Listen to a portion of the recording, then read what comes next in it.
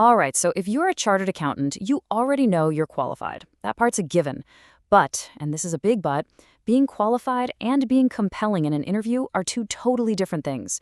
So today, we're going to talk about how to close that gap, how to turn your next interview into a job offer. I mean, it's a super frustrating feeling, isn't it? You've battled through some of the toughest exams on the planet. You know your technical stuff inside and out, but then getting that final offer feels like you're just hitting a brick wall. So what's really going on here? Well, here's the thing. It's probably not what you think. The reason you're not getting the offer, it likely has nothing to do with how well you know your auditing standards or tax laws. Nope. The real issue is something else entirely. But the good news is, it's a skill you can absolutely master. So what is it? It all comes down to one single, powerful concept: the story.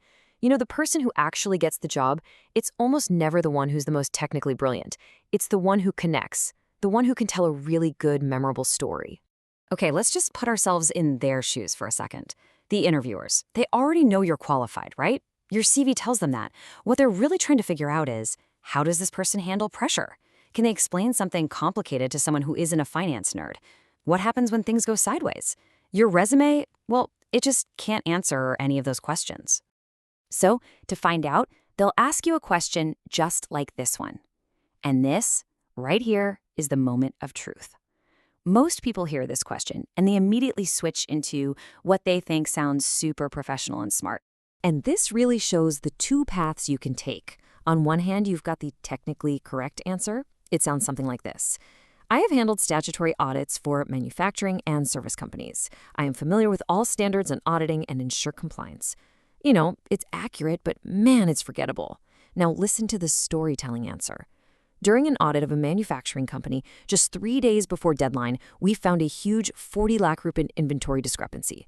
The client was pushing back and pushing back hard. So I spent 2 late nights manually tracing invoices, digging through logs. I found the error, I proved it with the documents, and the client ended up correcting their financial statements. You can literally feel the difference, can't you? And that right there, that's the absolute heart of it.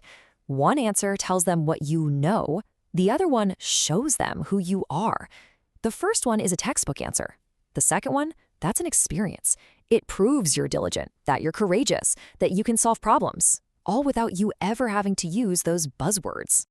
So why is this so important, especially in finance? Because the most important currency in finance isn't money, it's trust.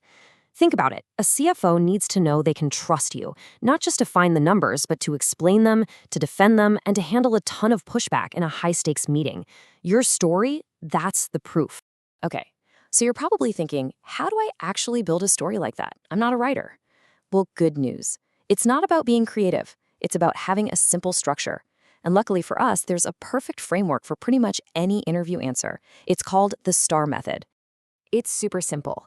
It breaks down into just 4 steps: situation, task, action, and result. Let's just quickly run through what each one means so you can start building your own killer stories.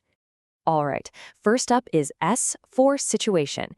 Think of this as setting the stage. You just need to give the basic context. Where were you? What was the project? Super important to keep this part brief. For example, during my second year of articleship, I was handling the GST audit of a retail chain. Okay, next is T for task. This is about your specific responsibility. What was your goal in that situation? And you gotta be specific here. Don't just say, oh, I worked on the audit. Nah. Say something like, my task was to reconcile the GSTR 3B returns with the books. Now we get to the most important part of the whole thing. A for action. This is about what you did, not the team, not your boss, you. This is where you are the hero of the story. For example, so I built a master reconciliation template. And because of that, I identified 8.2 lakhs of ineligible ITC.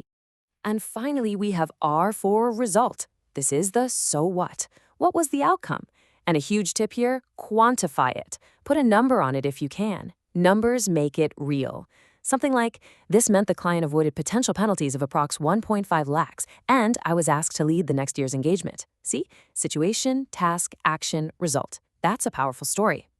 Okay, so now you have the framework. The obvious next question is, what story should you actually prepare?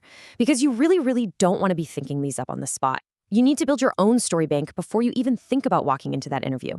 Here are the 5 stories every single CA needs to have ready to go, like locked and loaded. You need one for the problem you solved, the pressure you handled, the initiative you took, a difficult conversation you had, and, yep, even the failure you learned from. If you have these 5 stories in your back pocket, you're going to be ready for pretty much anything they can throw at you. But the most important story of all, it's probably your answer to that very first question. So, tell me about yourself. So many people just waste this golden opportunity by just reading their CV out loud. Please don't do that. Turn it into a 2-minute story about you, where you started, what drives you, and why this role is the perfect next step. And just one last pro tip as you build these stories. Be specific. I mean, really specific. Don't just say, I improved compliance. No. Say, I identified that a client had claimed ITC on exempt supplies worth 3.4 lakhs rupees. Vague is forgettable. Specificity builds trust. So let's wrap this all up. Think of it this way. Your CA qualification, all that hard-earned technical skill, that's your ticket to the show.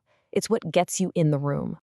But it's your story, the one that shows then who you really are, how you think on your feet, and the value you bring to the table. That's what gets you the offer. Every single time.